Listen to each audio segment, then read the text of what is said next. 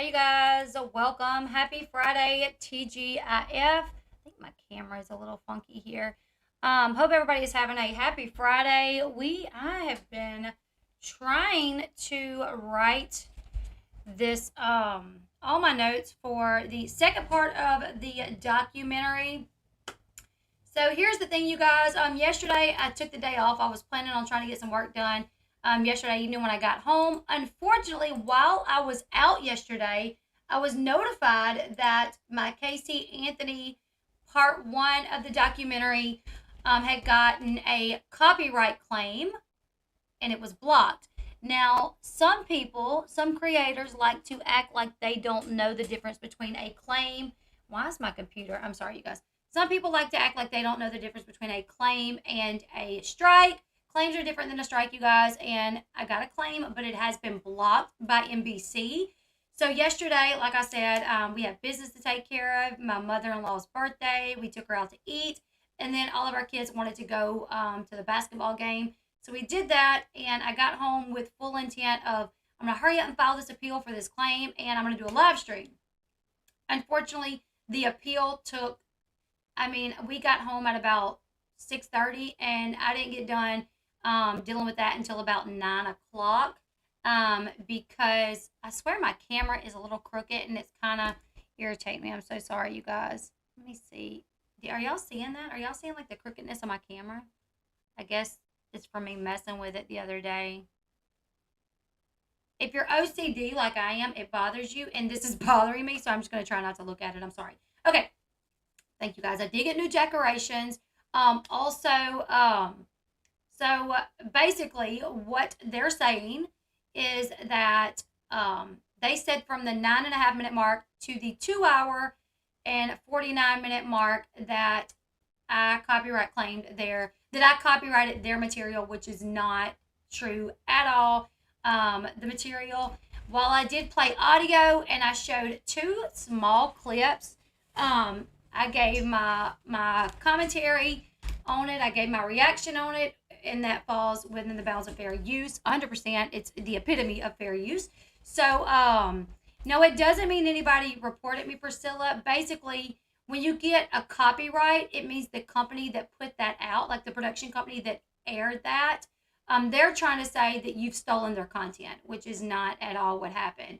I did a reaction video. I did a commentary video on the documentary. So I have filed the appeal, but unfortunately, I had to go back through and watch the entire video again, and it was a 3 hour video.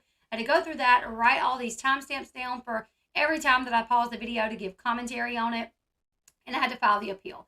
So what will happen is the production company that filed the claim and blocked it, they have like 48 hours to respond to my appeal, and then it was not struck, it was just claimed. Um, so when you have a claim, that's different than a copyright strike. So when they claim it, they can either allow it to air on your channel and take the revenue, or they can block it altogether. And they're blocking it because obviously they want you guys to go to Peacock and watch it. The thing is it definitely qualifies for fair use. I literally stopped the audio like over 100 times. That's why my stream was 3 hours long, but the video itself is only an hour long because I was giving commentary. And I've read the rules of, copyright, the TOS rules, and it falls within fair use. So they'll have 48 hours to respond to what I'm saying, that this is not your content. Yes, I played audio, but it was a reaction video, a commentary video. So you need to release this video because it's fair use. If they don't release it, then we'll have to kind of go to war over that. I really gotta. Oh, okay. Let me see if I can get this straight. I may have to hire like one of those YouTube attorneys if that's you know. I'm so sorry, you guys. This computer being crooked is like working my nerves. I'm a little OCD about things like that. Okay. Hopefully that works as well. I was alerted about the Athena story just a little bit ago, you guys, and yeah, I would love to cover that. Hopefully, I can. I have a few other stories that I was supposed to cover, and you guys, let me tell you, yesterday taking off was the biggest mistake of my life to take off, because I woke up today, like, got to get ready. I got to get called up. And when you have to watch a 1 hour video and take notes of everything that happens, it literally turns in from, a 1 hour, like 1 hour to 3 hours. So I literally was like, me and Sean actually had counseling today. We were supposed to have our counseling session today, and we canceled so I could try to get this done. And I'm just now getting here because it's such a long process, because I wanted to make sure I got the best notes for you guys to go over this second part, and so we could talk about it. Also, we have our last playoff football game tonight. So this will probably be the only stream that I get to do today. Maybe after the football game, I might get to come back on and do something. I don't know. The part 3, I might have to do that tomorrow. And I have, the several other cases that people were asking me to look into. Levi, the little baby Levi. And there was another story, and there's not enough time in the day. And I told Sean, I said I should not have taken off yesterday. I definitely shouldn't have taken off, because it definitely come back to bite me in the butt. And now I'm so far behind. But we're gonna go ahead, we're gonna get into it, you guys. And I am gonna share a screen with you guys, even though it does not show the actual video, which is what's crazy to me. Is like they're trying to say I stole their content, whatever, when I literally had like my face on there with like a blank screen for the most part, just showing closed captioning as I played the video with the closed captioning on. Every once in a while, showing you guys like the picture that I could see. I'm going to do that again this time, but this time I'm not going to play the audio at all. I'm just going to show you guys some pictures as I'm kind of, talking along about what's happening. So that's what we're going to do. And if they claim this one, I'll fight this one as well. Hopefully they don't, though. It's kind of irritating for them to do that. Okay, so let's get into this one. Y'all, here's all my notes for the timestamps. Like, literally, this is, okay, so this is like, the timestamps literally start right here. So this is my timestamps for where I stopped the video, like stopped it and started it. And I have 1, 2, 3, 4, 5.5 pages of stopping the video to give audio, to give commentary. You know what I'm saying? So we're going to fight it. It should be back up within a week or so. Now, let's get into this episode. This is the second episode of the docuseries. It's called Remembering, and it starts off that it's the day after Mother's Day. Let me see if I can find. Okay, so you guys can kind of see the picture in that bottom corner right there. I can't really make it any bigger. Well, actually, I probably can. Bear with me. Bear with me. I know they're going to try to do something with this probably, but we'll fight it because I know the rules. I know the rules. All right, so there is Casey, and it's the day after Mother's Day. And she's on a beach, and this is where they start that episode out. And it says there, it's the day after Mother's Day. And they asked, did you think about Kaylee? And she said, of course, I think about Kaylee every day. She says she thinks about Kaylee every day.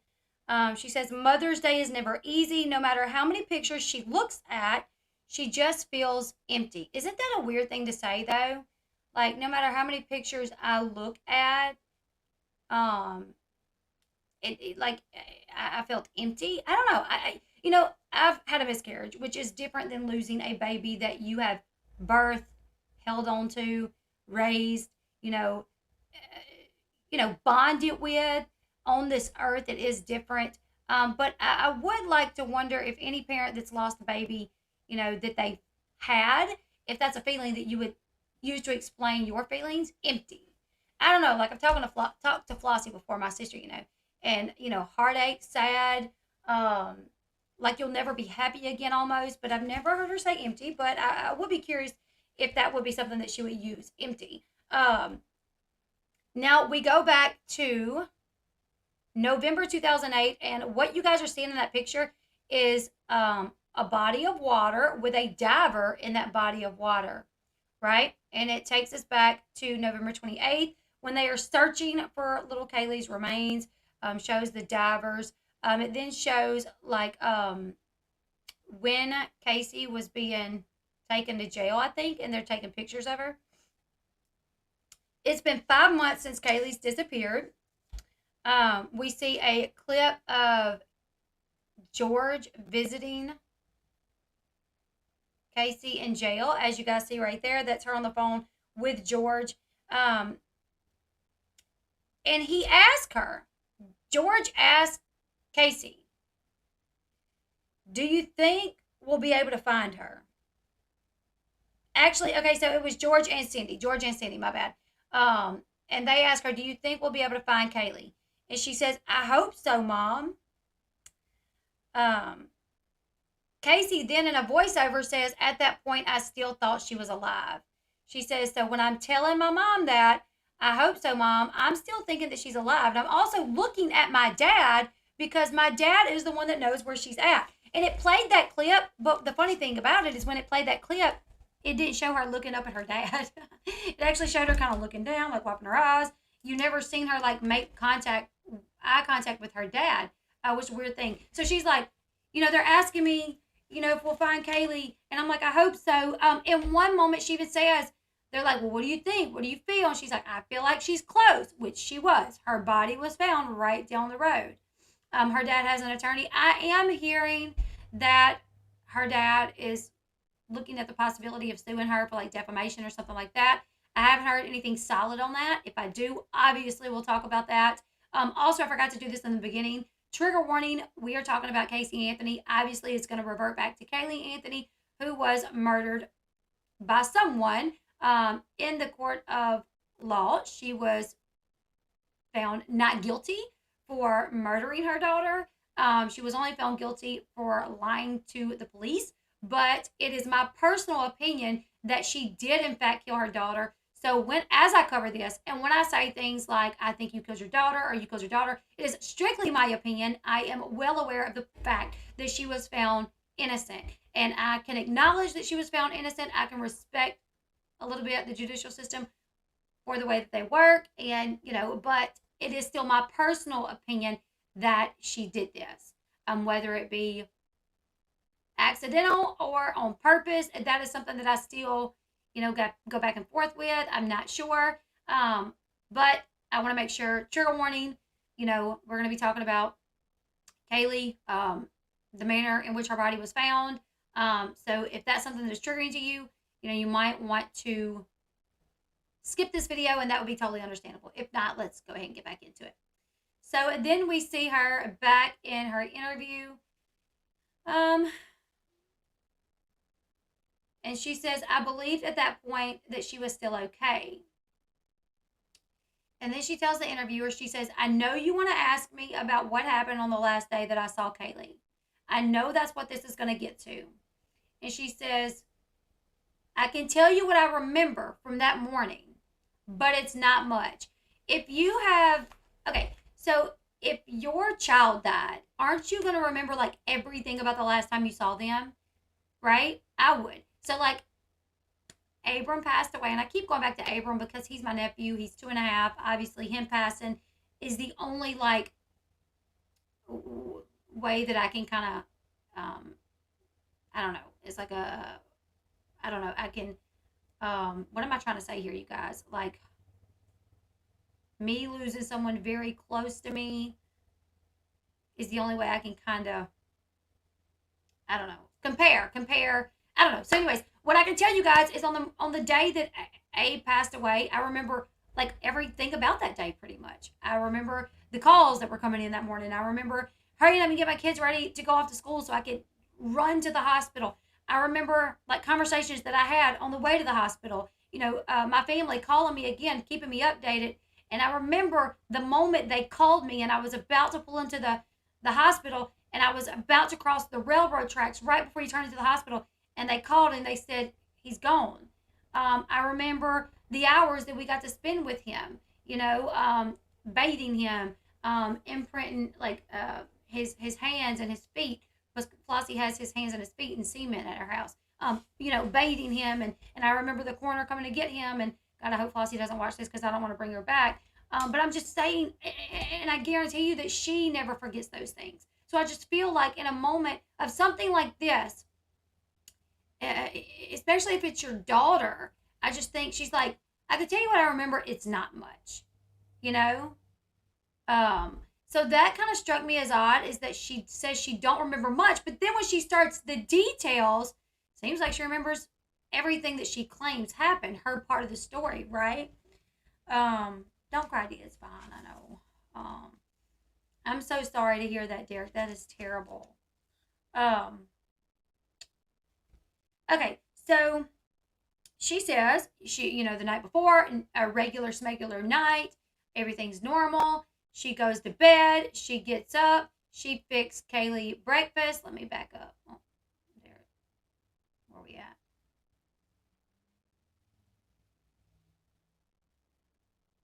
Okay, let me back up because I kind of want to keep it around about where we're at with what we're saying. It's going to be kind of difficult, but I'm going to try to do it. So she says she woke up, went and fixed Kaylee breakfast. After she ate, she says she was not feeling well, so she went to lay back down. She says that she brought Kaylee in the room with her, turned the TV on, and shut the door. The lady asked her, "Did you lock the door?" And she said, I thought I did, but I'm not so sure. It's possible the door was unlocked.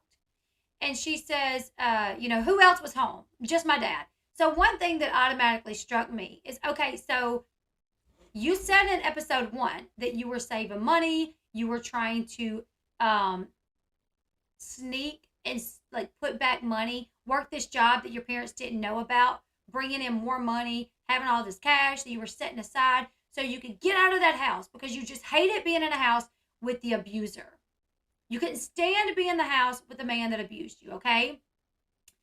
So, but when you go to lay down in your room, you don't lock the door or you're unsure. You know what I'm saying? Like, one of the things that I would be darn sure to do if I was in the house with my abuser, especially if my child was there, is first off, I don't even know if I would be able to go to sleep knowing that my child wasn't going to be able to go to sleep. I might would lay there and cradle my baby and try to get her to go to sleep, so we both go to sleep. But I would make darn sure that door was locked. It would not be one of those things where maybe I'm really not sure. Like, no way, that doesn't add up to me. So the man that you say raped you and you were scared he would do it to her, you didn't make sure that door was locked. You know what I'm saying? So that struck me as odd. She then says she falls asleep. Sometime later, she is woken up by her dad, George. "Where is Kaylee? Where is Kaylee?" And she's like, "I'm confused. I look around. I look beside me where she was supposed to be. The TV is still on." And all of these are facts that don't, like, the TV was still on. Okay, if Kaylee, what is the TV still being on? Is she going to turn it off before she leaves the room? No, because she's a baby. You know what I'm saying? Like, a lot of times when people add in, like, details that don't matter, from what I've heard on these body language experts, it's because they're trying to make the story sound legit. So they add in these extra details, right? Her saying, "My dad woke me up. Where's Kaylee? Where's Kaylee?" And I looked beside me where she was. Well, if you're in the bed, you don't even really have to look beside you where she was because, well, your peripheral, like, already shows you basically there, unless you're turning behind you. But if you have this man standing in front of you saying, "Where is she? Where is she? Where is she?" I mean, you could almost bet, well, she's not in the bed because he's sitting here looking at the bed asking me where she is. The TV was still on. I don't know. She then goes on to say,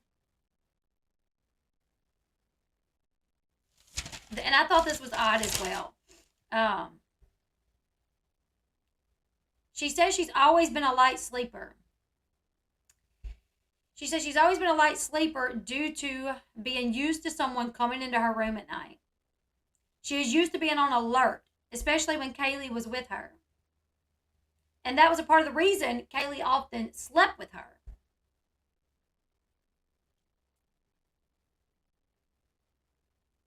But I'm like, you're a light sleeper.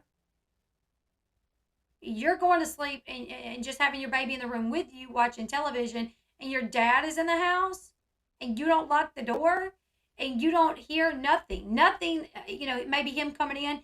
Kaylee, come see JoJo. Kaylee, come see JoJo. You know, Elle Bee. That's where people like you and I are different. For people like her, she used, yeah. We're definitely different. Um, so, anyways, she says she jumps up. She goes and looks everywhere. She says she looks in Kaylee's room.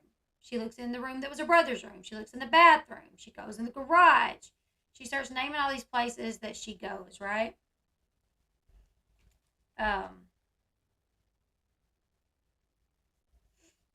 Then she ran outside. And she says, it didn't make sense. It didn't make sense because Kaylee would never leave my room without telling me. As a matter of fact, she didn't even say Kaylee would never leave my room. She said Kaylee would never leave the room without telling me. She knew she wasn't supposed to be in the house alone. She wasn't allowed to roam the house alone, which that all threw me off because, okay, I'm like, first off, I don't know a child that age in their own home that tells their mom each time they walk out of the room. I mean, I have a house full of kids in there. I have a 5-year-old. If I'm in my bedroom with her, she's not going to tell me every single time, Mom, I'm going to the bathroom. Mom, I'm going to the living room. Mom, I'm going to go watch TV. But that's exactly what Casey said. Casey literally said, she said she would not leave my room, not even to go use the bathroom, without telling me. I don't buy that. I don't know a kid on the face of the planet that would do that, in my opinion. I mean, maybe here and there. Like, hey, Mom, I'm running there. But not every time the way that she said it. She also said that Kaylee knew she was not supposed to be up roaming around the house alone. Hold up. I thought you said your dad was there. To me, I'm like, wait, was that like, what do you call it? One of those slips? I don't know how to say the word. Where like you say something and you don't mean to say it, but it's the truth slipping out. Because I honestly think the day everything went down, George was not there when everything really started happening. And that's why she's like, she knew she wasn't supposed to be running around the house by herself when no one was there. Wait, I thought your dad was there up. Where did your dad go? Why was it? Yes. You know what I'm saying? Right? Doesn't that make sense? When she literally says, we went to bed, my dad was there, he wakes me up, where's Kaylee? Where's Kaylee? I don't know why she would get up and wander around. She knows she's not supposed to do that if nobody's there. I thought your dad was there. So I think that was her letting something slip that she didn't even catch. So she runs all over the house and then she runs outside. Here, the crazy thing here, let me find it again. She runs outside, and that's obviously a part of the backyard where the pool is. Now Kaylee had a little playhouse back there, right? She says that she said I checked everywhere. Inside the house, I run outside, I check her playhouse, I run around the side of the house, and then the interviewer says, did you look in the pool? And she says, I didn't have to. Okay, if you have a pool in your backyard, thank you so much, Kim A. Thank you so much for the super sticker. I appreciate it so much. If you have a pool and your child is missing, you took a nap, wake up, your child's not there, not anywhere in the house, where's the first place you're going to look when you walk out of that house? When you're running to look for your child, wouldn't the first place be the swimming pool just to double check as maybe you're going to the playhouse? I mean, one thing that I also noticed is she says, I remember running to every room. I remember it so well, running to every room. But she never said, I remember running to every room and yelling for her. Which you know what I'm saying? I don't know. There was this one time that my kids, we were all outside playing, and I ran in the house to stir the dinner really quickly and to check on it, and I come back out, and the two boys that had been in the GMC battery-operated trucks, the truck was there, and they were gone, and I am flipping out. I didn't have a pool, but if I did, that would have been the first place I looked probably, you know what I'm saying? But, well, no doubt it would have been the first place I looked because kids love to swim. Most kids love to swim. And most kids, will try to get in the pool all the time. So you have to be very, you have to watch kids when it comes to a pool. Um, why is Casey saying, I can't tell you now. I'm not ready. It's not the time. Oh, I don't know when she said that. Um, so, anyways, my boys, I just go to yelling for them. Kaden, Eli, I'm screaming. I have memories of this, you guys. Just in a panic, screaming. I call 911. I can't find my kids. We were outside. I ran inside for a second. They're gone. And my brother pulls up, and I'm outside in tears, screaming. And I remember his face, the change that it made when he realized something was wrong with me. Because he had his window down, and he pulls up, and he's got music playing, and he's like, what's wrong? And I'm like, I can't find Kaden and Eli. I don't know where they went. Like, they were out here. They were just out here. And he's like, where? Where? And I'm like, they were riding the truck, and I ran inside, and they're gone. And he takes off. Like, he takes off to just go drive up and down everywhere looking for them. And that's what I remember, screaming their names. And then the cops pull up, and no sooner than the cops pull up, they come walking out of the woods, and they're laughing, and they're happy, and I hit my knees. And I'm like, thank you, Jesus. But I distinctly remember screaming my kids' names. And she doesn't say that. She's like, I distinctly remember, running to each room. But she don't talk, which maybe she didn't scream her name. I don't know. My son's name is Caden as well. How old is your son? Because I know my son is 15. And during that time, Caden, Aiden, Layden, Payden, like all of those names were like super popular. But anyways, so she says the first place she runs is to that I run to the playhouse. And then I'm running back around the house. If you guys notice, she says I'm running back around the house towards what did she say? Because the front porch. I'm running towards the front of the house. By the time I get here, I'm going to read it. Checks everywhere inside the house, runs outside, checks the playhouse, runs around the side of the house. Did you look inside the pool? I didn't have to, because by the time I ran back up the side of the house towards the front porch, he was standing there with her. So you guys, how does that make sense? The pool is in the backyard. The backyard. So she runs out, she looks in the playhouse, and then she heads towards the front porch on the side of the house towards the front porch. And he's standing there. But why are you even headed towards the front porch in that little, because they had like a little walkway basically. A little walkway. Why would you even be headed towards the front if you hadn't looked in that pool yet? Right? But she's like, I didn't have to. By the time I was headed back up to the front, he was there holding her. And I'm like, yeah, that doesn't make sense. Because the first place you should have looked is the pool. So you guys see that walkway like on the side of the pool? I think they have a similar walkway going towards the front of the house, right? So what she's saying is I looked everywhere in the house. I ran outside. I looked at her playhouse. Did you look at the pool? I didn't have to, because as I'm making my way towards the front porch, he's standing there with her. And I'm like, wait, you just totally bypassed the pool then. Why were you headed towards the front? And yeah, you still should have had to, because before you headed towards the front, you should have been looking in that pool. So she says, and there he was holding her. So I'm like, what? Why were you headed towards the front of the house? Pool should have been the first place you checked. What's crazy is Jose Baez, her attorney, in the opening statement said she drowned. That she drowned. Casey says that Jose got the story from Cindy. It was one of the stories that Cindy said, at the police station. Well, maybe she drowned. Maybe it was an accident. Casey also says she never told Jose what really happened, her real story. That her dad woke her up, and that he was the one that, when they went outside, he was the one that had her. Sorry, guys. Hold on, let me stop this.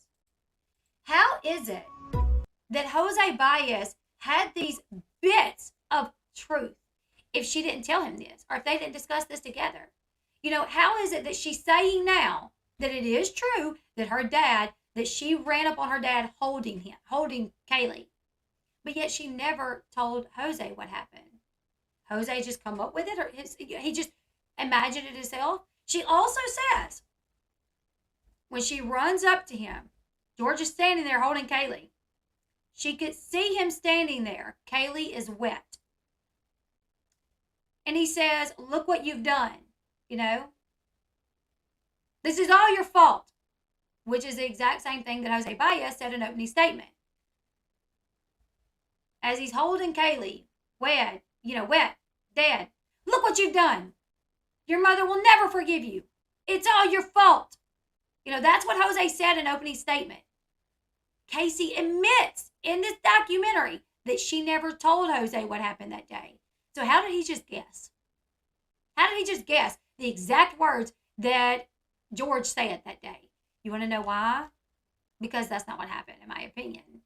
I think Casey's forgetting that it wouldn't make sense for Jose to have said this if she's acknowledging that she never told him that. But she's picking bits and pieces of what he said to be her story. She made up her story based on Jose's lies. Exactly. But by telling us that she never told Jose what happened, really screws herself over. You know what I'm saying? Because we're like, wait, you didn't tell Jose this, though. So how did he know this if you didn't tell him? Because you're taking what he said and trying to make it fit your narrative or act like this is the truth. It's not possible. It's just not possible. Anyways, she says he hands Kaylee to her. Says it's all your fault. Casey says she breaks down. She breaks down. She says she hit the ground, holding Kaylee in her arms. She remembers Kaylee being cold and heavy. Casey says that George's voice immediately softened and he took Kaylee back out of her arms and says, everything's going to be okay. Everything's going to be all right. She says that was the last time she saw her daughter. Keep in mind, she says that's the last time she saw her daughter. That her dad says it's going to be okay. She says she saw her dad walk into the house through the back door. She never saw her again. She says she went and sat on the front, in the front of the house and just cried. But you believe that she would be okay. Why did you cry? Because throughout this episode, she tells us, I really thought she was okay. Also, why did you allow the very man that you were trying to get you and your daughter away from to carry her off that day? Why would you allow that? There is no way in hell that I would let the men that sexually abused me walk anywhere with my kid. And I don't care who they are to me. It ain't gonna happen. And I don't care if it was my daddy, which is not. Thankfully, I have a good dad, you know what I'm saying? But I was abused growing up, one by a male cousin and another one by another family member, and an older family member. And there would be no way I would let my kids walk off with them or them walk off holding my kids. Wet, cold, and not breathing, but you thought she was okay. Exactly. That was rumors that her and Jose had something going on between them. I don't know if that ever really happened. I don't know. So if he's holding the lifeless child on the front porch, no neighbors seen this. So I think she's saying it was right before she got to the front porch, still in that little walkway, But still, no neighbors heard her screams because she said, I just started yelling and crying and, I freaked out and I hit my knees and I'm crying. No neighbors heard this. No neighbors heard, and that's something that Sergeant Allen says towards the end of the episode. Is so you want us to believe that this was an accidental drowning, but somebody put duct tape over her mouth, stuffed her in a trash bag, then a laundry bag, and then went and threw her in the woods? How does that make sense? How does it make sense?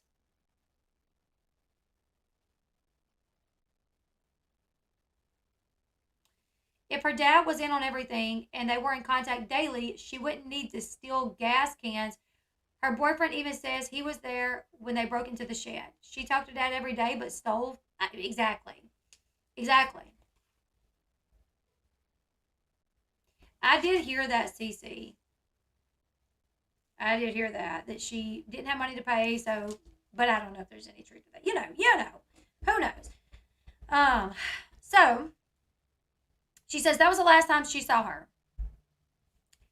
And so I said, so she let this man that she was scared of. The whole reason she claimed to have taken this job to make more money to leave because she was scared of him and what he would do to Kaylee, she let this very man leave with Kaylee. She cries saying she don't know where he went or what he did. But all she has wanted from that day until now is to have Kaylee back. She claims she was hurt yet numb. But she was hopeful that Kaylee was okay. That's what she says. She was hopeful that Kaylee was okay. She even says, like, I know I'm so smart to be so dumb. Like, I know I was so smart, but still, Lena says, I agree with you. Father or not, if my father raped me, he wouldn't get a damn second along with my child. That's how, most people look at it. I'm trying to,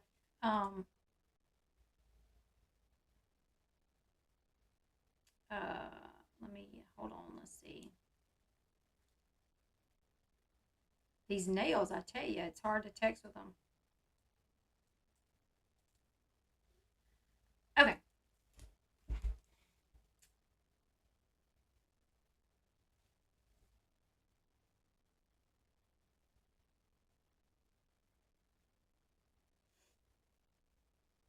So she makes a comment about, I know I'm so smart, but I was still so dumb. I believed him. I was hopeful.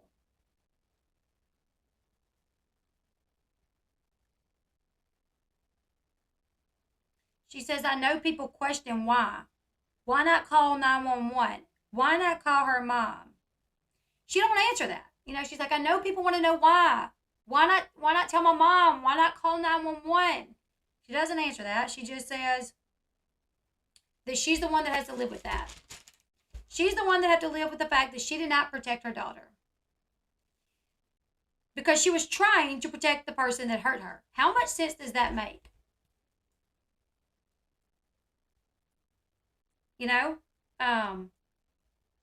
She's got to live with the fact that she did not protect her daughter. Instead, she protected the very man that she claims raped her from the age of 8 until 12. Right, B. It doesn't make sense because, in our opinion, it didn't happen.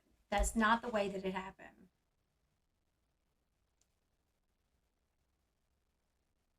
It then shows her talking on the phone to George because there were times, just her dad would go visit her. And look at this. Look at this smile on her face.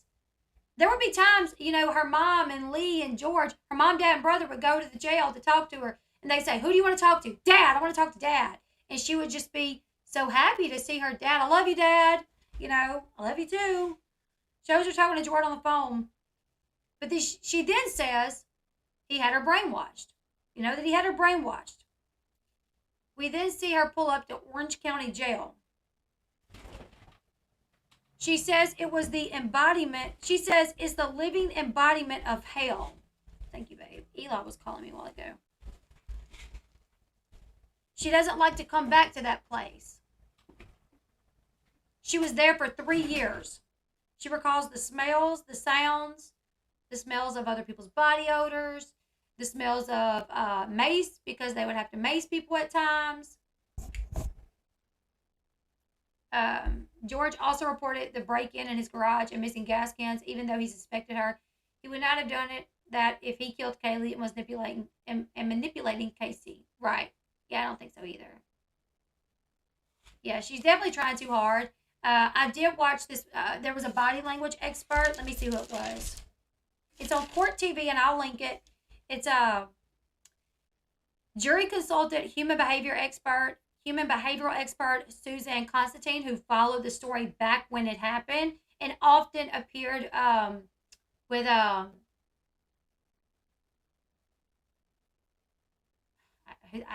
drawing a blank now, but she would appear on HLN.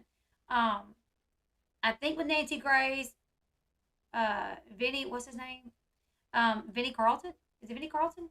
Also, statement analysis expert Lieutenant Robert Schaefer, voice stress analysis expert Jerry Crody. So all of these people, I'm going to link a video for you guys to watch where they discuss, their thoughts on this series. Zen, I didn't delete it. NBC blocked it. So I'm in the process of appealing it. Last night I spent several hours out here typing up my whole appeal. So hopefully it'll be back up in a couple of days. I'm so sorry. But they're basically saying that I stole their content, which is not accurate.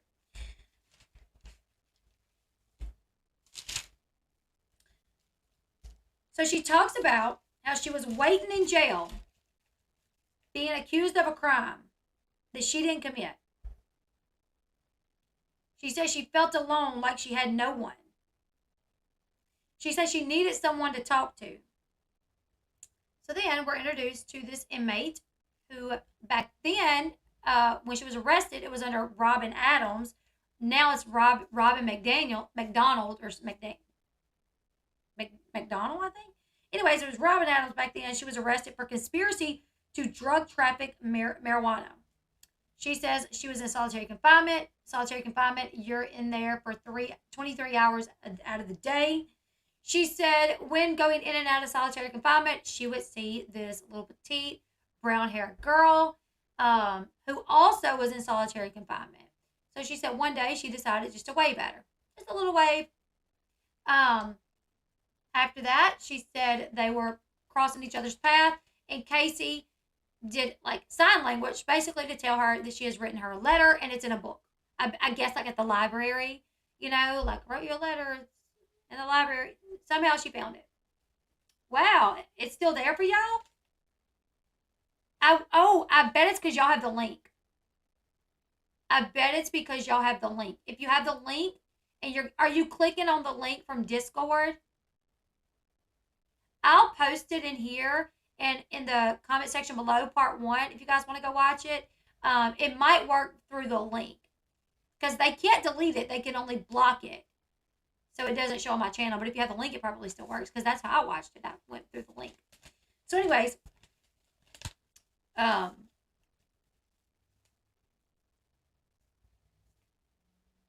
they started writing each other letters. So Robin shows us some letters from Casey Anthony. Casey Anthony called her Cookie.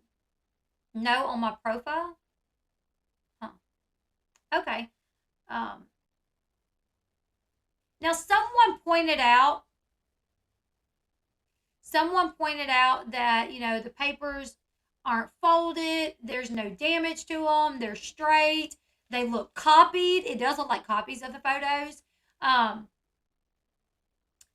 she did say, that Casey would write her letters and put them in books, which is maybe why there was no folding. But you would think at some time, after you took the letters out of the books, you would fold them up to hide them somewhere inside your cell. I don't know. But it is kind of wild that she made it out of jail with these letters, that they were sneaking back and forth.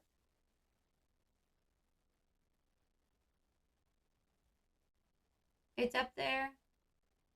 I will post it in the description box below just for anybody that it has been deleted from. Because a link should work if you have the link. I don't know why it's showing for some people but not other people. That's kind of weird. But they are trying to block it. Anyways, Robin reads us a part of Casey's letter. And she's basically telling her that she knows what it's like to be abused mentally, emotionally, and even sexually. We then see Casey again, and she tells us that she remembers writing Robin and telling her about the abuse, but she doesn't remember what Robin said back, which I thought was pretty strange. Because they supposedly become really good friends. When Kaylee's body was found, the guard actually let them two out of their cell to embrace and talk for a minute because they had gotten so close. To me, that screams like narcissist. Like, you're in jail with somebody. Yes, you're pouring your heart out to her, and she probably could remember what you told her, the important stuff, without having to read it off the letters. but you don't remember like anything she said to you. To me, it's because you care more about yourself than anybody else, and that's why you don't remember what she said. Um,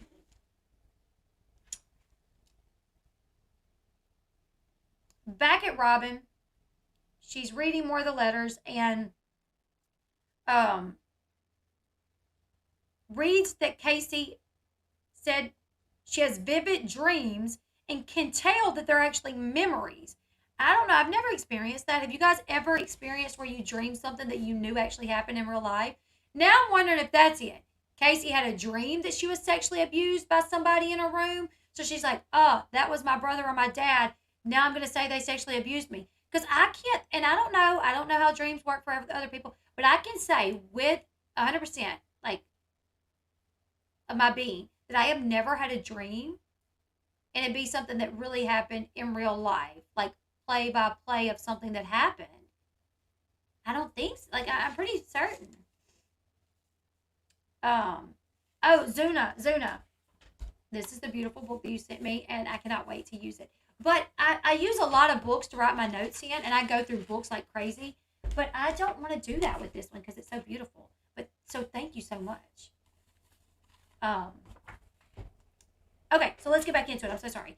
Okay, so here, down here, you guys can see they have like this cartoon version of what happened. Like there's Casey. She's like, I remember everything. I'm a kid again. I'm laying in my bed and it's a day bed and it's white. Everything's white. And my dad comes in. And before he even gets there, I can hear him walking. I can smell his cologne. And she even names the cologne, the exact cologne that her dad wears. And then she says, I remember him, making it to the edge of my bed and moving me over. I can remember him climbing up in bed with me. And she says, there was this one part that I really want to make sure I get right.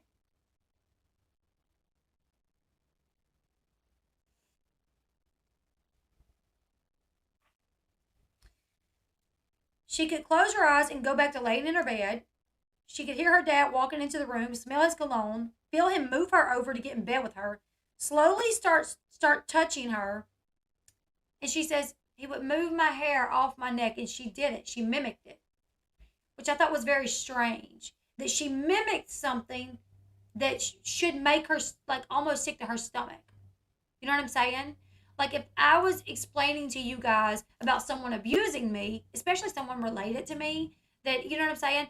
Like I don't know if I would mimic what they did to me because it would just be like too you know what I'm saying?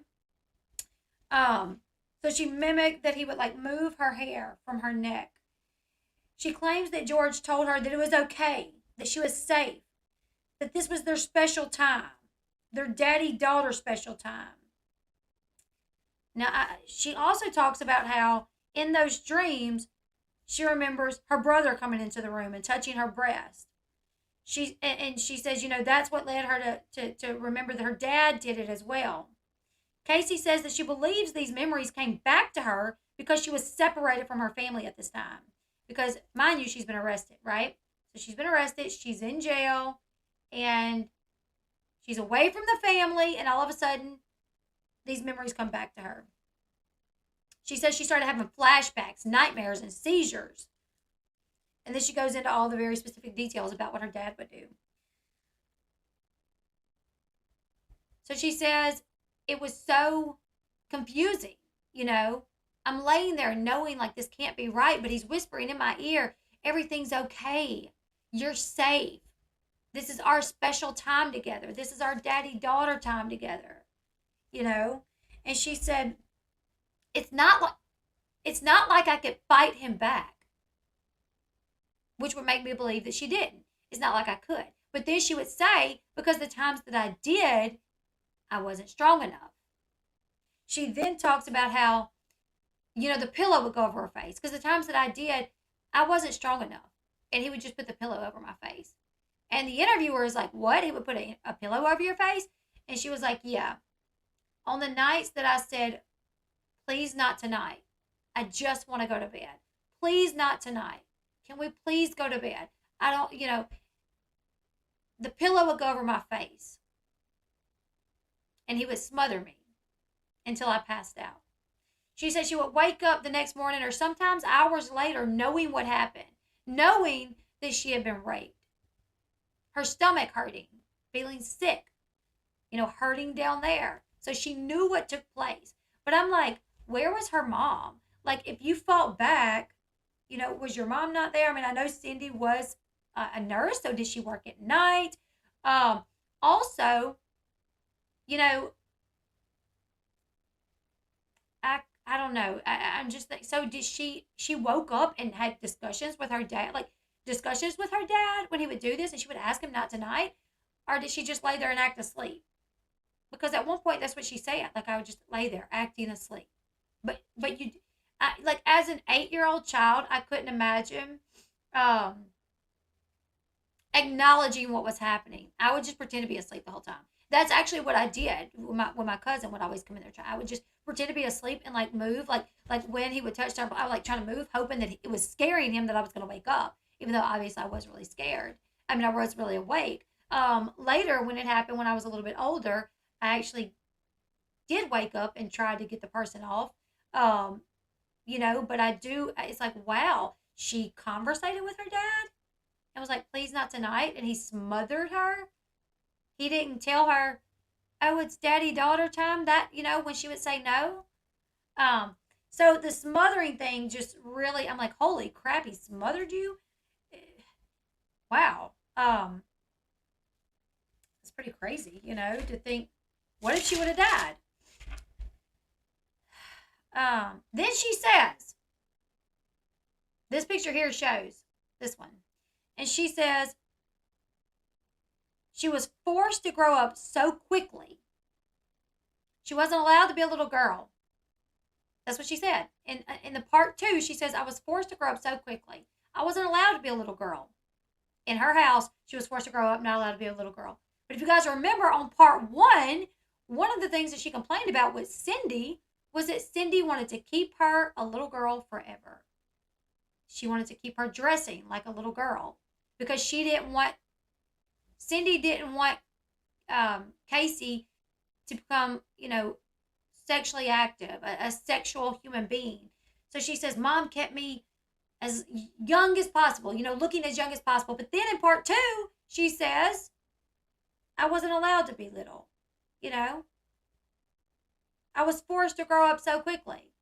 I'm like, yeah, that's direct contradiction from what you said earlier. So which is it? They asked her if she told her defense team about the abuse, and she said no. She said she had not told her defense team about the abuse. She hadn't said anything to them. We're then introduced to this lady, Janine Barrett, who was a part of Casey's defense team. She talks about how the media showed Casey out partying for 30 days while her daughter was missing and how it didn't make sense. She says her role was to fill in those pieces of the puzzle to make things make sense. She says she started working with Casey and they would spend 2 hours each visit with each other. She said they were unpacking as much as possible. Casey then says that Janine, so there's the picture. Here's some of the pictures of her partying. Keep in mind, Casey said, there was never a drink in my hand. My boyfriend was a club promoter. I was there helping him work. I was working. That's what I was doing. I was working. I had someone comment on my video saying, yes, she smiled in the pictures when she was at the bar, but we don't know what happened after they snapped that picture. We don't know if that smile dropped instantly. And I'm like, why would she even be in a bar smiling at all? Like, for anybody to be able to defend the fact that this woman is in a bar, taking pictures like this, you know what I'm saying? When her daughter is missing, no.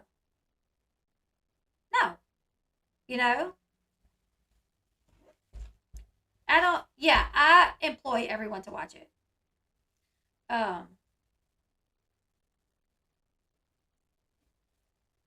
I can agree with you, Freedom Believer. I also do believe YouTube is not a good place for people with mental health issues.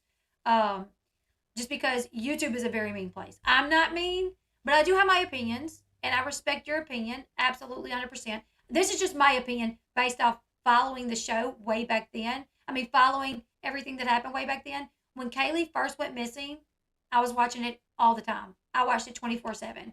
When they found Kaylee, my husband was like, "Is this all you're going to do? Is watch, about this?" And I'm like, "Yeah." I watched the trial, every second of it. So this is just my opinion. My takeaway from what I watched. You guys are more than welcome to have your own opinion. This is why I think she was jealous of Kaylee's attention from her parents so much so that she wouldn't even let them babysit while she wanted to go out and party. That killing her was better. I'm sorry, I'm driving, couldn't chat. Oh, you're doing great. Thank you. All apologies. Yeah, I do wonder if there was jealousy there, if that's a part of it, you know? Like, why would you be in a bar? Like, I get it. Everybody reacts to things differently. Let me tell you something. Growing up poor, growing up with parents that cheated on each other, growing up being sexually abused time and time and time and time again by the same guy, and then completely raped at the age of 15 by a family member, growing up being the youngest. I mean, there's so many things that I could be like, oh, this, poor me, poor me, poor me, but I'm not. If I do something as an adult, I'm going to take ownership of that. I'm going to take accountability for that. Because despite what happened to me when I was young, I know right from wrong. I know it. I can sit here all day long and say, well, my mom and dad cheated on each other. My dad got married a couple times. My mom got married a couple times. So therefore, I don't take marriage seriously. No, because I still know that you should. You know what I'm saying? To me, this is an accountability situation here that we have. And it runs rampant in the world that we live in today. All these kids blame their parents for everything. And I'm like, please stop. Like, because we still know right from wrong. I get it if you lived in it, you're more susceptible to do those things and be that way. But we still know right from wrong, and we're not idiots, you guys. Based on all the evidence I've seen, I think she's guilty and she's 100% a liar. She resented her daughter, and that's why she acted so liberated after she knew she was dead. Jose made up the essay. Yep. Yeah, I mean, explain why she was out partying, why her daughter was dead. And what they explained in this series still didn't make sense to me. I mean, I'll go over some of the things that they said, and I will explain to you how it made me feel. So, Janine Barrett, Casey said that Janine was so disarming and vulnerable to her, which made her feel like she could be honest with Janine. Janine says in one of their sessions, Casey told Janine that her dad had abused her. Janine said that everything made sense then. Everything that made sense. When I found out that her dad had abused her, everything made sense. I love your take on this. Thank you, Sherry. I'll apologize. It's not like you're out here trying to convince people she didn't do this. You have an opinion of almost exactly. Like, if people believe that she didn't do it, that's okay with me. As long as we can respectfully agree to disagree. If you want to listen to my commentary, you are absolutely welcome. If you highly disagree with it and you don't want to watch, I can respect that. So I'm like, hold up. So this woman leaves her house with her child. The child is not seen in 31 days. She does not report it. She's getting tattoos saying beautiful life. She's finally comes home and says, yep, the nanny took her, the nanny that doesn't exist, with a phone number that doesn't exist, while you were working at a job you ain't worked at in years, at an apartment complex that no nanny ever lived at because she didn't exist. That excuses that. Her being abused by her father excuses all of that, and all of a sudden it makes sense why she lied like that. If we gave people this out, do you guys know, unfortunately, how common it is for children to be abused? I mean, that's why we're so particular on where our kids go. Like, our kids are like, yeah, don't let us do anything. And we're like, no, we don't. Because I was abused by family members. My husband was abused by family members. Some of his siblings were abused. Like, everyone that I know has been abused. Almost. Therefore, does that give them the right to lie the way that she did? To the police, no less? I mean, I get it, maybe lying to your parents. But to the police, to the authorities about your missing child? No, it doesn't give you that. It doesn't give you that right. I'm sorry. In that moment, Janine understood her because this is what, in that moment, Janine said she understood Casey because she is also a survivor of child SA. So am I. I didn't understand her. She said, when you are abused as a child, you pretend everything is okay. It's the separation of the mind from the actions. And let me tell you, I don't know. I mean, I would be abused that night. You know, my cousin would come stay with us and abuse me that night. And yes, I would go to school and I would mingle with my friends and I would act like everything was okay. But I was hurting, but I wasn't lying. I wasn't going and stealing from my friends and acting like it was okay. I mean, yeah, you go about your day and you act like things are fine, but you don't do these things.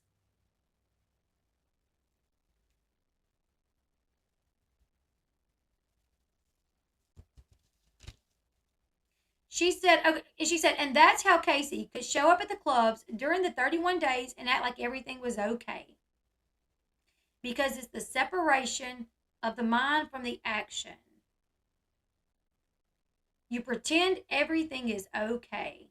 I don't care what you go through and what your coping mechanisms are because of the things that you went through. As a mom, my baby come up missing and the coping mechanisms are out the window. I don't care. I'm going to be a raving lunatic. You know what I'm saying? And I said, this paints survivors of child abuse. This paints us as like liars and crazy people. Because now we have all these excuses for why we can lie and go to the club even though we just killed our kid. What? I've been abused and I wouldn't even consider looking up foolproof suffocation in regards to my child and then partying and getting to saying beautiful life. Exactly. It's a very weak excuse. Very weak excuse. I hope her father sues for defamation for whatever she just made off this documentary. I'm not saying he's innocent of abuse, but he still didn't kill that baby. Exactly. Exactly. They found her car in the parking lot of a store, right? Next to a dumpster. Here's some more of the pictures, of her out partying.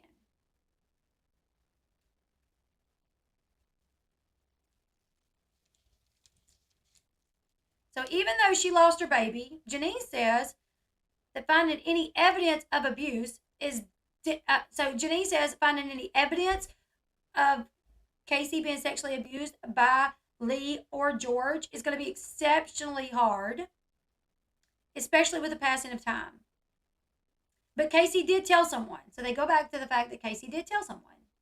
She told her boyfriend, or who was her fiance at that time. Let's see if I can go back to him.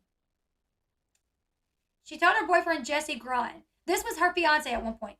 She told him, and then we see this clip of him up on the stand at the trial, where he testifies of a time that Casey told him that one time she woke up and Lee was standing over her looking at her, and then another time she woke up and Lee was fondling her breast. Now, I'm not saying that didn't happen. I don't know. But what I can say is because she's lied about everything thus far, that I have a hard time believing this. You know what I'm saying? I have a hard time believing her accusing anybody of anything when she lies so much.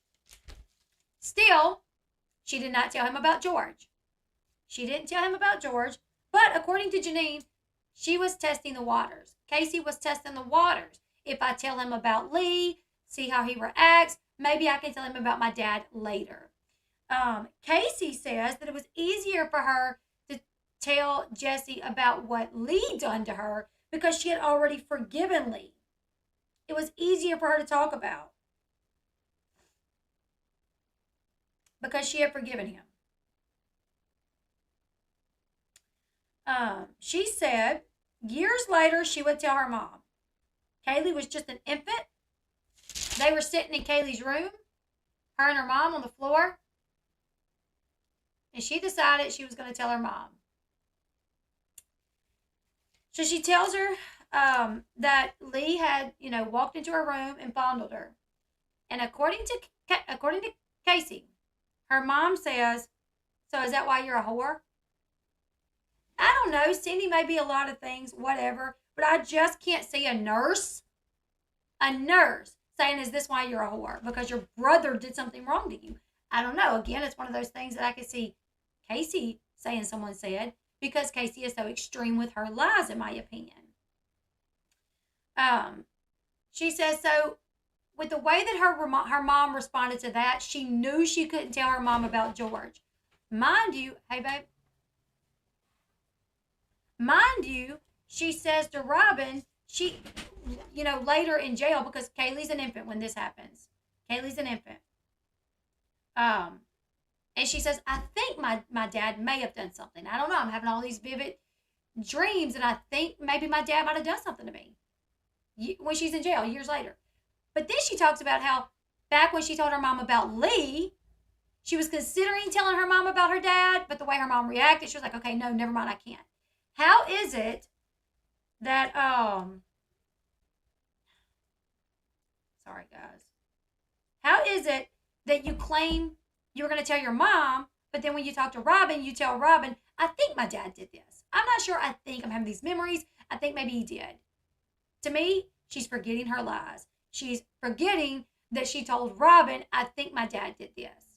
So as she goes on with this documentary, she's talking about, yeah, the one time that I considered telling my mom was a time that later on, I tell you guys, I didn't even know about. I didn't even know my dad did it. You know what I'm saying? Doesn't make sense. She said she didn't want anyone to know that she had been abused, but she had no choice. So the letters that Casey wrote to Robin were released to the public. Janine told Casey that she needed to tell Jose what happened. They set Casey up to talk to Dr. Harry Crook, whatever you want to call him. Crook? I don't know. He said he saw Casey 4 times at the request of her defense team. He initially evaluated her to access her psychological status. That's what he said. Because of how much she lied, he had to ask himself if he thought she was going to be honest with him when he evaluated her. And I guess that's one thing you always have to ask. Are they being honest with me? You know? He said the media portrayed her and called her a psychopath. There was a clip that we see. Where is it? Right here. Dr. Drew. You guys that have been with me for a while, you guys know Dr. Drew. Dr. Kropp on HLN with Dr. Drew back in 2011 during the trial. Dr. Drew asked if Casey shows any sign of being psychopath, narcissistic psychopath, anything like that. Now, despite many other doctors watching what went down, keeping up with the trial, and them saying she absolutely shows signs of narcissistic psychopathy, psychopathy.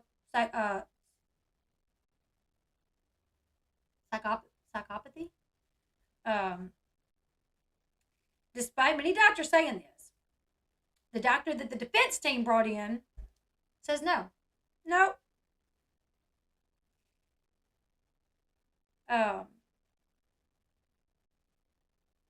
Dr. Kropp says she showed no signs of a psychiatric disorder or a personality disorder. Dr. Drew was blown away. He was like, what? He was like, that's impossible. Dr. Drew literally said, that's impossible. He's like, what about the line? What about Casey creating this vortex of her own reality? What about the criminal behavior? This is not possible. Dr. Drew didn't believe it. But Dr. Kropp, whatever, he stood strong. In the interview, the doctor says that Casey told him that she was sexually abused extensively by George. Extensively by George. This is the only time we hear that she told someone that she was sexually abused extensively by her dad. You know, with Robin, it was, I think, I guess when she was breaking it down, I mean, yeah, maybe she goes into more detail to be extended. I don't know. But I did catch that. I'm like, wait, now it's extensively?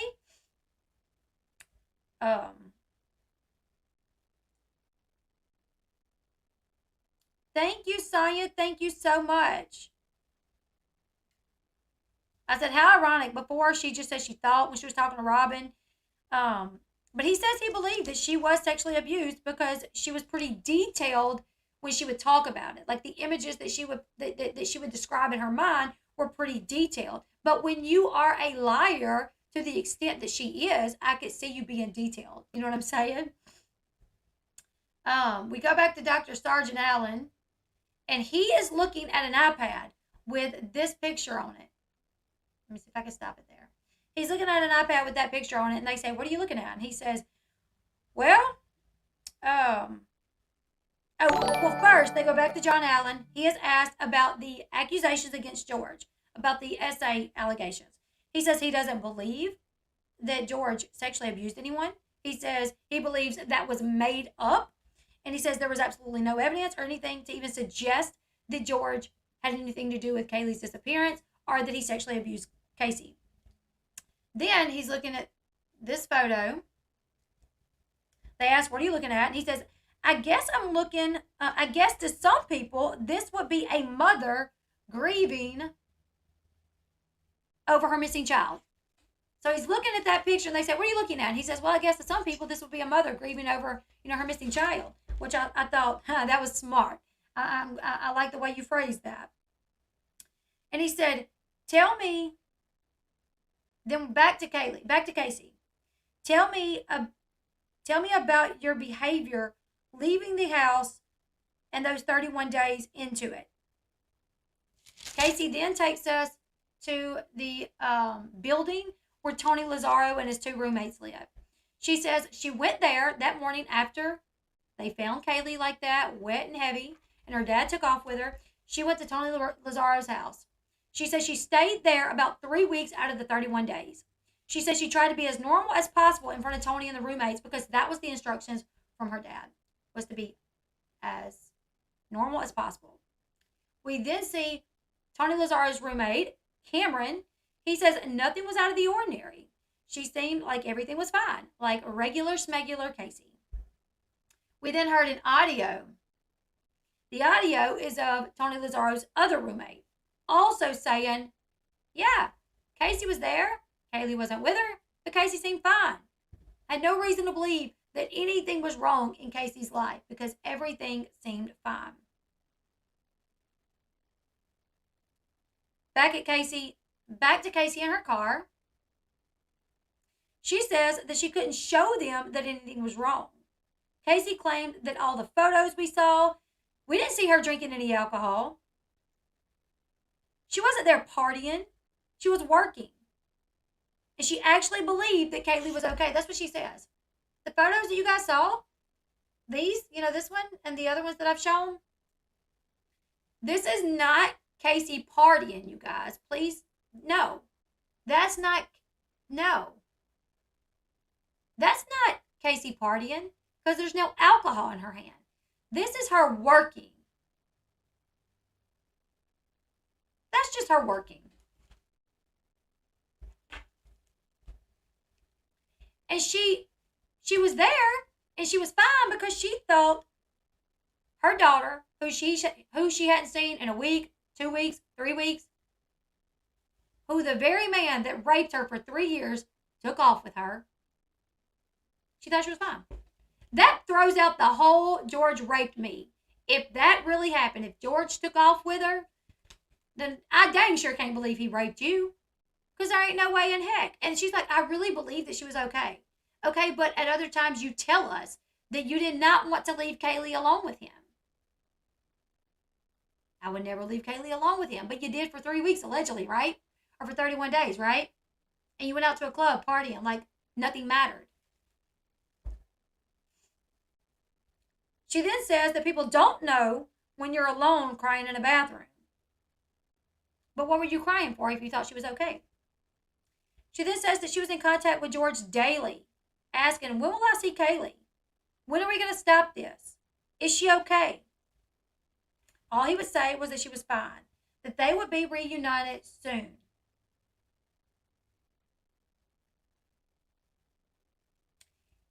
And that she was safe. She then says, when you're afraid of a man and you're conditioned by this man, you do what you were trained to do. You go along with it. She said she was still hopeful that Kaylee was okay. Even when she went to jail. She was still hopeful that Kaylee was okay. We then see this video of a prison visit between Georgia, Cindy, Anthony, and Casey. Casey says, "Is she okay? Do you think, what's your gut telling you, Casey? Is Kaylee okay? Is Kaylee okay?" Because, mothers usually have an instinct, Is she okay? What do you think? What's your gut telling you? My gut's telling me she's okay and she's not far. She's okay. She's not far. That's what my gut's telling me.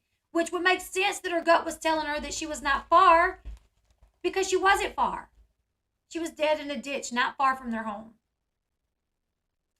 Then she says, I was looking at y'all look at this. She tells us, the whole time I'm looking at my dad, wanting him to answer, wanting him to say something. But she wasn't looking at her dad. She was looking down half the time.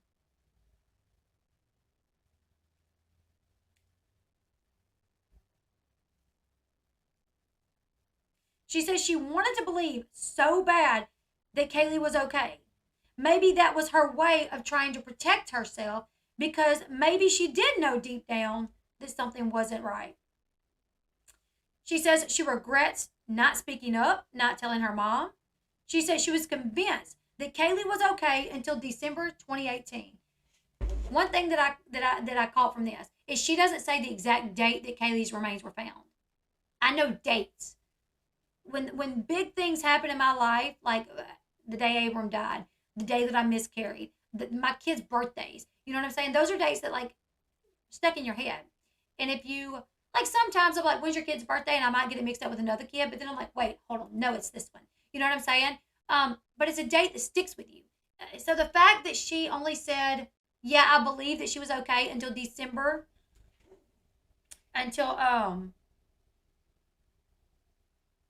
December 2008. The fact that she didn't say, yeah, I thought she was okay until December blank 2008. She didn't give a specific date. That stuck out to me. She talks about how, she was in jail. 2 officers come and got her out of her cell, walked her into the nurse's station. We can see her right there at the corner. She said when she walked into the nurse's station, she sits down. And over here, they got a big TV screen, and it's flashing across the screen. Body found. Remains of a child found. Just blocks away from the Anthony home. Remains found believed to be of Kaylee Anthony.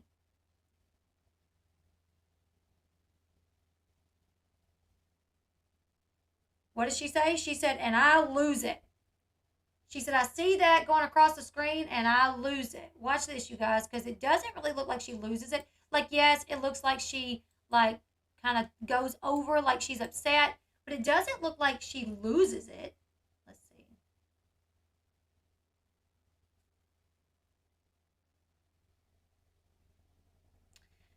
She goes down. But she did not jump up. She was not like, what is going on? Oh my God. Please, somebody tell me. Can we, what is going on? She didn't do that. To me, it almost seemed like she acted in a way of oh crap, they found her. Oh God, they found her. They found her. Holy crap, they found her. Because here's the thing. If she did it, and they found the baby, she's going to have some sort of reaction. Holy crap. Holy crap. And that's what I took from that. Oh my God. Oh my God, they found her. Oh my God. If that would have been me and my baby would have been found, flipped out. Robin says that was the only time they let them out of their cell for them to embrace. They held hands. She said Casey was crying. Her eyes were bloodshot. And I'm like, I imagine so, because they just upped her charge to a murder charge. A murder charge where she's looking at the death penalty now. So I imagine she was crying. Do I think it's because... Also, she said this. She said this.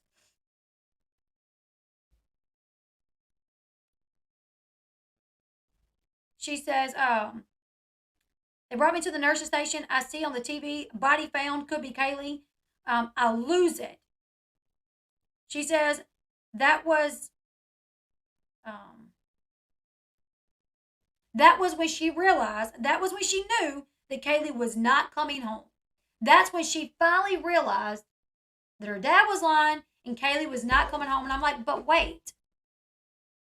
That was not the confirmation that the bones were Kaylee's. That was only that a body was found. and it's a child's body. So yeah, more than likely, holy crap, that might be my child. But the only way she knew for certain is because she's the one that placed that baby there, in my opinion. You know, that would not be the only. I wouldn't want to accept confirmation until the medical examiner come out and said, yes, this is her. And days later, that's what happened. Dr. G, the medical examiner, did come out to say that um, the bones were that of missing Tyler Kaylee Anthony, and she also deemed the way of death a homicide.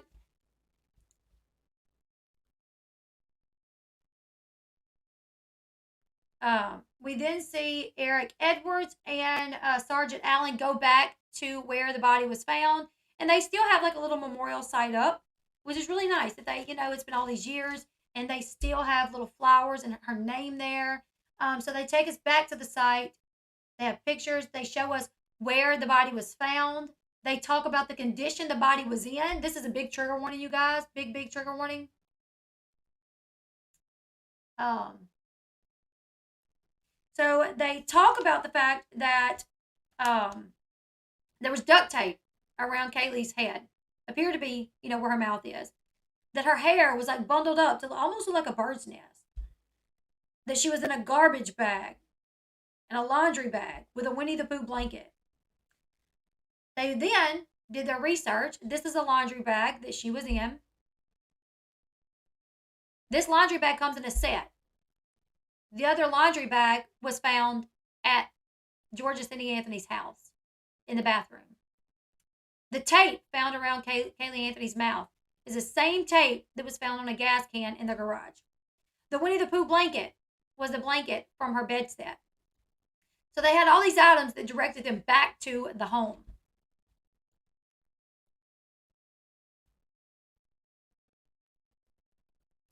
So there's what would be the skull. It's obviously blurred out.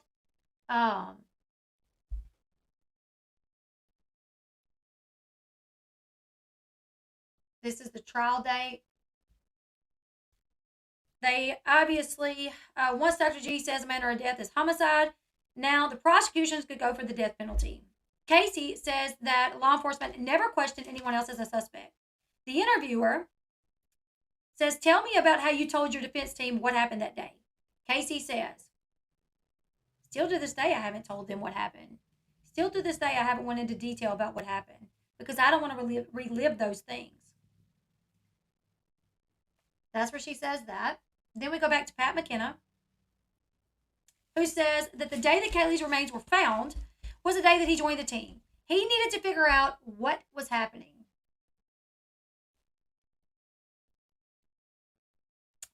So he went to Florida to meet with the Anthony family. He says when he got there, Cindy Anthony was on the phone. Hey, George, we got one interview. They want to do this interview at 9, but we already set for the Today Show at 9. What are we going to do? He says, then some guy sitting on the floor yells, we just raised $27,000 for the charity in Kaylee's name. He says that charity is to go towards helping other families who have lost children, missing children. McKenna says he went into Casey's bedroom, and there was pictures of little Kaylee everywhere. Just like, a mom that loves her child. There would be pictures everywhere. McKenna says it hit him. That's not how I would be acting. If my grandchild was missing and they just found her remains, I wouldn't be acting like this. He says he would have been a mess. Now, Pat McKenna bases the way he thinks about Cindy and George Anthony based off the fact that they didn't act right. That they were talking about appearing on Today, the Today Show and Geraldo and raising money for charity. But he doesn't mention the fact that Casey was partying and didn't report it. He puts all this blame because they weren't acting right. Oh, but, Casey went through abuse, so it's okay that she didn't report it. It's okay that she was partying. I literally was blown away when he said they weren't acting right. He then says he went down there the next weekend, try to get talk to them more, get to know them more. He was supposed to meet with Cindy that morning. He says Cindy was late to the meeting, and she had George with her. And they pulled up with this boat, the SS Kaylee Marie. On the side of it, it says 1-800-missing children. And he says, I guess they, used the funds for the charity to buy this boat. This boat was going to be a boat that helped, travel the waters looking for missing kids. And they, were just on the water earlier that day with the boat, testing the boat out. Again, thinking, if this was me, I wouldn't be doing that. He says he remembers walking out of the meeting and Jose Baez stopping him and says, what do you think, Pat? And he said, I still don't have enough information to connect that girl to killing that baby. But there is something really effed up about that family in there. So the fact that they bought a boat, that's kind of weird. It is. But Sherry, are you leaving? Oh, all apologies. Are you leaving?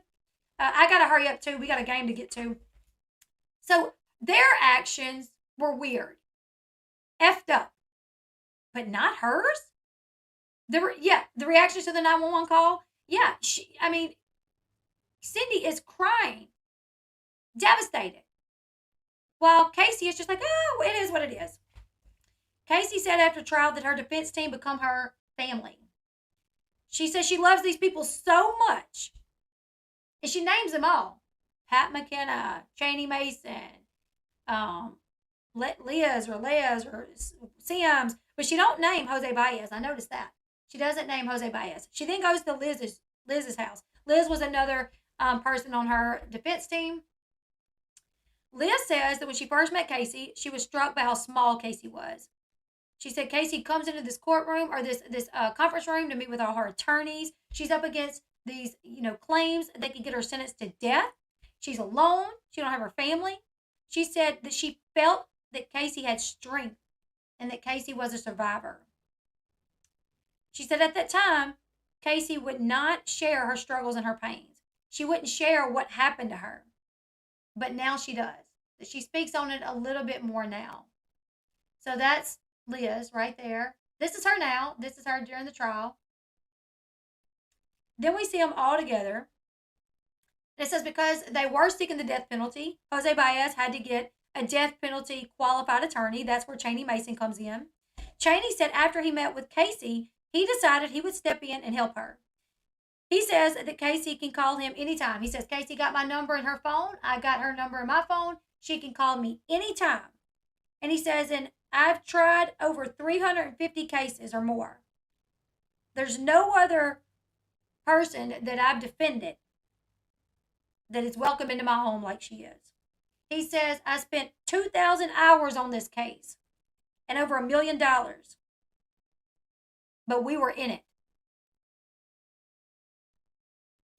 Liz said that they had no idea what they were stepping into. Cheney Mason brings up the plea bargain. So Casey was offered a plea bargain where she would admit guilt, that she did it, and she would go to jail for 20 years. Admit guilt and responsibility for Kaylee's death in 20 years, and she would be out in 20 years. Casey's exact words were, I laughed Jose Baez out of the room and said, no effing way. Why would you laugh when your life is on the line and your daughter is dead and they're pinning it on you? I wouldn't laugh. I'd be pissed off. If I'm in jail and they're blaming me for killing the person that I love the most, and then they come in there and say, hey, say you did it, and we'll only give you 20 years, I would be like, you know what? F all of y'all if y'all think I'm taking that. It's just like, when I was arrested, when I was arrested, you guys, they set me a court date before the results even come back from what was found in my car. And I was like, there's no way I'm going to that court date. We're going to have to reschedule. And my brother was like, what they do, though, is they do this often. They schedule you a court date before the results come back. That way you'll go and take a plea, probation. So you have to pay probation and parole. You have to pay these fines. And then they start getting this money out of you. Then it comes back that it wasn't drugs. And then they drop the charges, but they've already made some money off of you. I'm like, no, I was innocent. There's no way I'm accepting a plea, but I was mad about it. I wasn't laughing about it. I was mad. She says she laughed Jose Baez out of the room.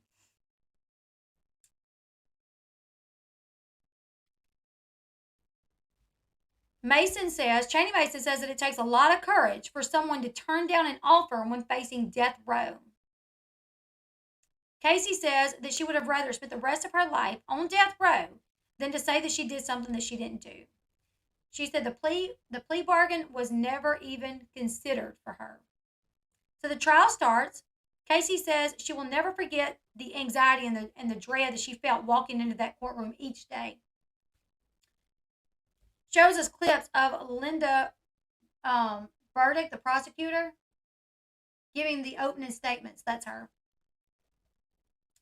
As she gave the opening statements, Casey shook her head from left and right. No.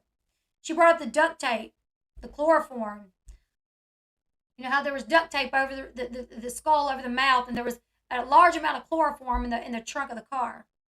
Dorothy Sims, who also worked for the defense team,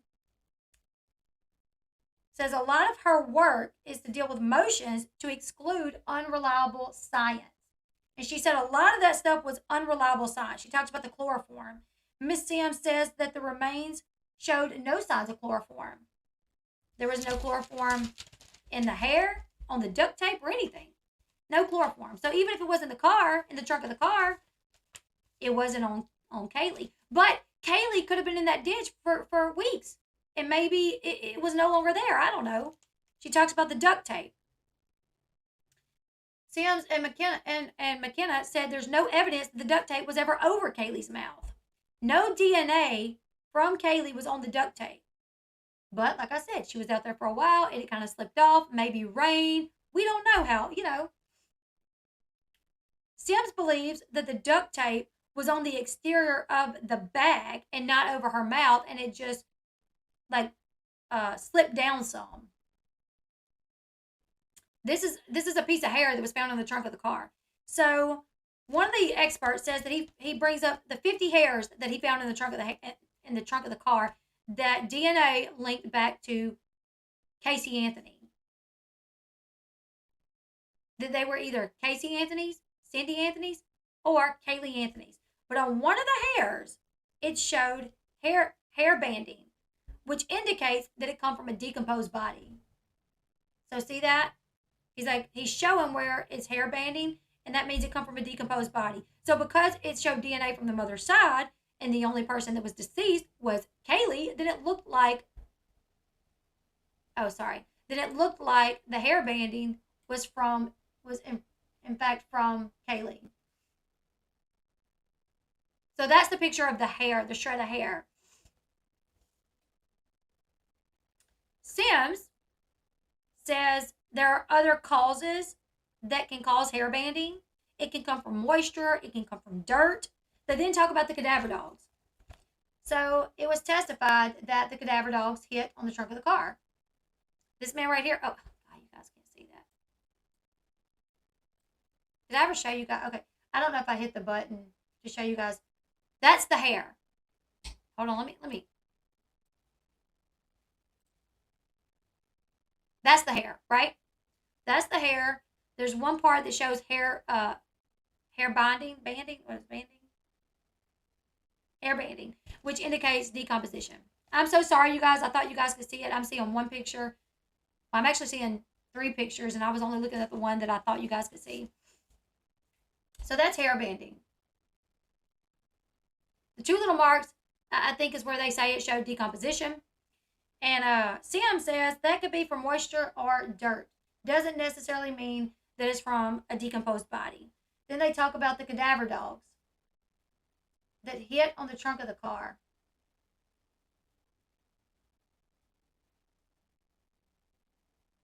Right? So he testified that, yeah, we brought the cadaver dogs in. They immediately went to the trunk of the car, indicating that a decomposed body had been in the trunk of the car at some point in time. What Sims told us was that, yep, cadaver dogs did hit on the trunk of the car. However, they brought them in a second time, and they did not hit on the trunk of the car. She says that's a problem with cadaver dogs. It's inexact science. Dogs can be made to hit, like drug dogs, Their handler can do like pull on them a certain way, and they will hit like they have found something. And she said they will do it sometimes when there's nothing, and they will do it sometimes when there is something. That's why it's inexact science and should not be used. Decomposition odors in the trunk of the car. The prosecution claimed that they were able to like get it and a molecule of it and put it in a container and expand it. She claimed that had never been accepted in any trial before, so it shouldn't be accepted into this trial. Liz says that everyone claimed that Casey did not want to be a mom, but several friends were interviewed and said that she was a great mom. She talks about how the media's theory is that only a murderer would be able to compartmentalize and enjoy themselves when their child is missing. That's what she said. The media's theory is that only a murderer would be able to compartmentalize and enjoy themselves when their child is missing. By the man that raped her, Yeah, I do think that. I do think probably only the person that murdered the child would be okay, well enough to go party when your child is missing. But they don't believe that. They think she was taking what happened that day and stuffing it away in a box, and she was pretending like everything was okay and it was fine, and she was able to do that. She needs to be a damn actress if she can do that. Liz said that Casey was in for the fight of her life because the stakes were so high. The news stations had started a Twitter account made strictly for this case where everyone was weighing in. Khloe Kardashian weighed in, Kelly Osbourne, Leah Remini. They talked about how the court of public opinion was that Casey was guilty. This was the first trial by social media. Sim said she was sure prosecutors were reading what was being said on social media and tailoring what they were doing to what was coming in on social media.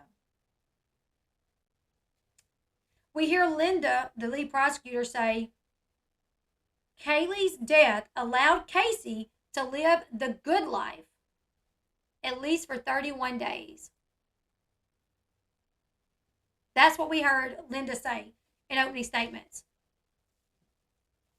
Kaylee's death allowed Casey to live the good life for those 31 days, which she got tattooed on the back of her, the good life. So it makes sense. Casey sitting there in court like that, like this. No. Jeff Ashton says, there's nothing wrong with people going out, young people going out partying, dancing, drinking, having a good old time. But that wasn't Casey's life because she was a mom.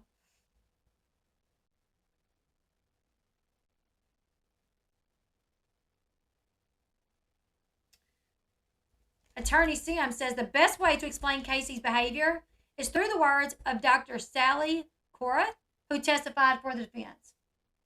She said young people are reluctant grievers. They will often say nothing has happened and everything is okay, which makes sense. My son Eli, anything can happen almost. And he's like, everything's fine. Everything's fine. It's good. Everything's fine. But they don't downright lie about it, right? Do they downright lie about it? I can get them being reluctant grievers, but she was not a griever. There was no reluctance to grieve. She did not grieve. They will often participate in risky behavior. Back to Liz. She says Casey's behavior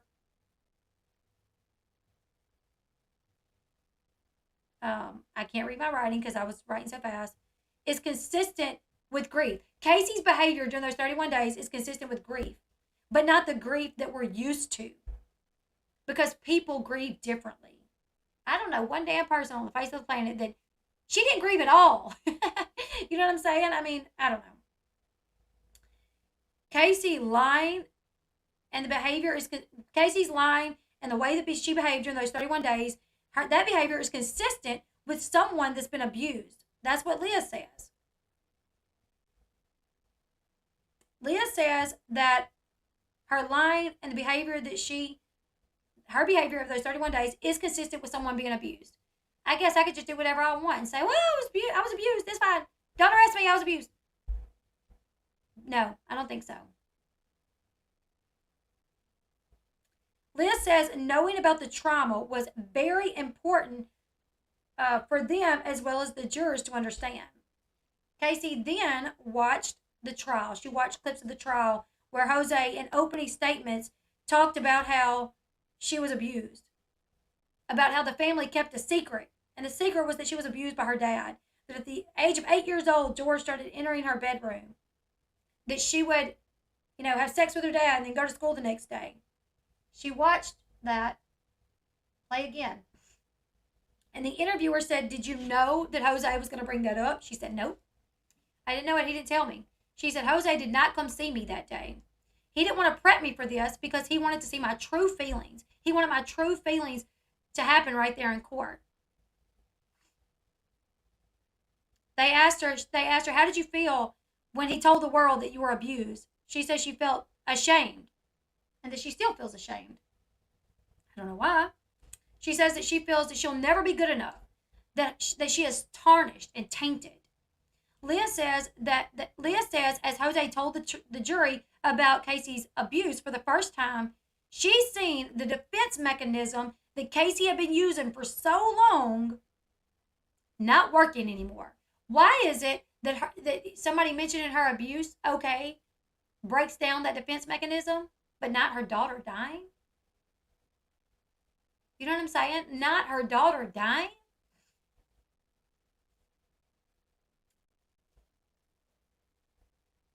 Like, why this be what it took,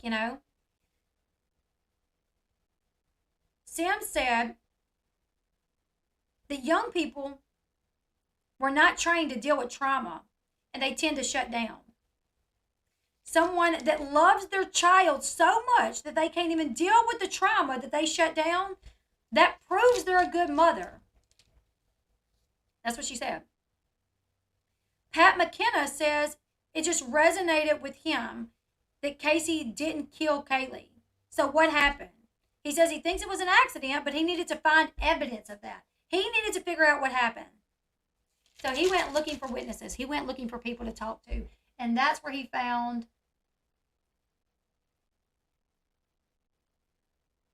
her. Crystal Holloway.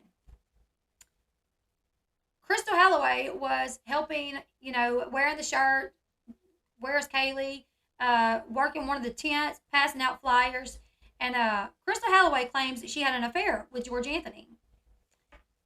Pat found her, brought her to the stand, where she admitted that she had an affair. And she also said that George told her that it was an accident that spiraled out of control.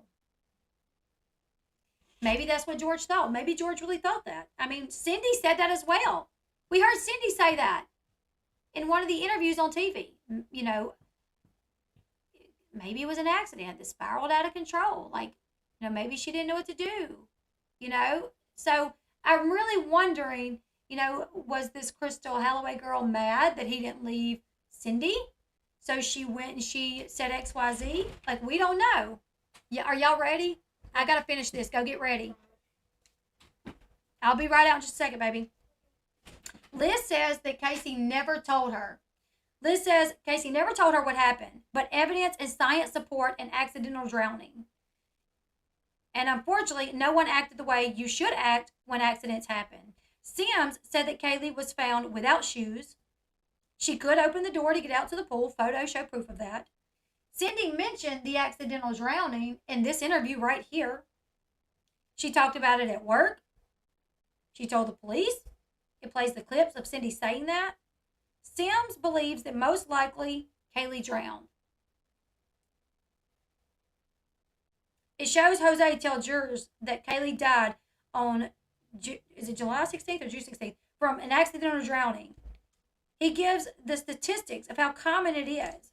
Sergeant Allen says they asked Casey on one of the first interviews, is it possible that she drowned? But Casey was adamant it didn't happen. Sergeant Allen then says, if you're going to tell me that your child accidentally drowns, so you stuff her in a garbage bag, then in a laundry bag, and you dump her body in the woods, then she spent the next month out partying, if you're going to tell me that, I'm going to have a hard time believing it. Casey says there were so many scenarios of what could have happened. But drowning wasn't one of them. That's what she says. She says there's so many scenarios of what could happen, but the pool's not one. It's not possible. She says the ladder wasn't in the pool, and that's the only way for her to get in or out. But I'm like, how do you know it wasn't in the pool? How do you know, that night before, how do you know? Can you ever be so sure? Just the other day, I was in the house running around looking for my purse, and I'm like, I know I brought it in. I know I brought it in. Then my husband walked out here, grabbed my purse, and I'm like, the other day we come home and we were certain we locked our doors. One of our doors wasn't locked. There's no way you can be certain, but she is so certain. She's so certain. I think maybe she drowned her in the daggone pool, and that's why she wants to disassociate her from dying in the pool. I don't know. So they ask her, so why let Jose Baez and your defense team make that argument time and time again if that's not what happened? Casey says that her mom was the first to float that idea, that theory out there, that Kaylee died by an accidental drowning. She said so Jose went with that because Jose had to say something. She said he couldn't tell the jurors, we don't know. They had to say something. So he went with that. They said, so why do you think Casey was wet? Why do you think Kaylee was wet then? She says, I don't know. I still can't piece that together. But I wasn't the only one home. And I'm not outright accusing him of murdering her, but it wasn't an accident in the pool. So that's what she says. She says, crap, I literally had a point to make to that, and I literally forgot it as soon as I closed the book. Oh, yeah. So why do you think she was wet if you are saying, no way she drowned, no way she drowned, no way she drowned? Well, why was she wet? Well, I still can't piece that together. Wouldn't it make more sense to think, well, she must have drowned. That's why she was wet, right? But when your dad came and woke you up, was he wet? Was his shirt wet? Was his hands wet? If you think maybe he drowned her in the pool to get rid of her because he'd been sexually assaulting her, did you notice if he was wet? But she's adamant that's not what happened. But anyways, you guys, I have to go. I should have been off like 45 minutes ago. It's our last game of the playoff. Thank you guys so much. I really wanted to get this video in today since I didn't work yesterday. Probably going to work all this weekend. You guys keep your fingers crossed for us. It's the last game of the playoffs, and then we go to the Dome for the championship. I got to hurry up and eat. Got to run in and change my clothes. My family's waiting for me. You guys leave me all your thoughts in the comment section below. I'm so, I hate that I can't conversate this whole video with you guys, but we may do a stream tomorrow where we just talk about this episode again. I don't know, because I still have so much that I want to conversate back and forth with you guys. But I really have to go. You guys give this video a thumbs up. Let me all your thoughts in the comment section below. Who do you guys think is responsible? Does any of this make sense? Let me know. Subscribe to the channel if you haven't yet, and I'll see you guys tomorrow. Goodbye, everyone.